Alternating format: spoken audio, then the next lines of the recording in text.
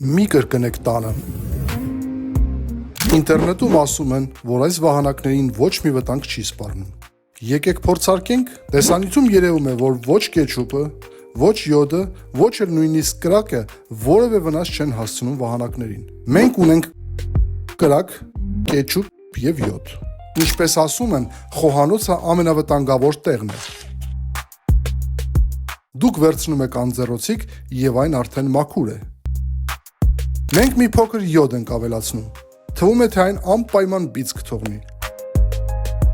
Բայց մենք վերցնում ենք խոնավ անձեռոցիկ եւ բիծը անհետանում է։ Հիմա ավելի լուրջ փորձարկում։ Կրակ։